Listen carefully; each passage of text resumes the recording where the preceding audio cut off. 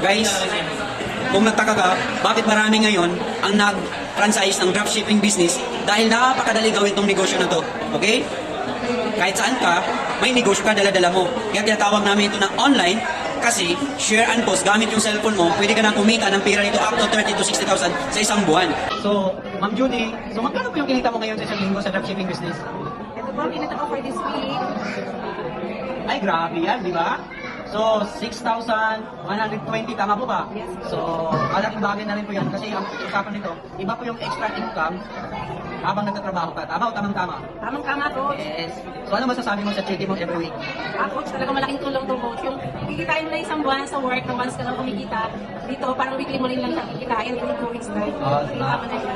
So, ano po trabaho ulit ni Ma'am Judy? Ay, isang metric po ako, Coach, sa isang hospital sa Cavite. So, ginawa lang po ni Ma'am Judy as a part-time job. Sinasabay lang po niya habang busy siya or nasa bahay man siya. So, yan na po. Nakakaroon na po siya ng resulta. So, ilang buwan na po kayo dito, Ma'am Judy? Bali 2 months po ako. Okay guys, 2 months kayo kumikita na po ng cheque every week. So, pwedeng pwede na po. Sa mga nanonood ng video na to, comment kayo, tutulungan namin kayo.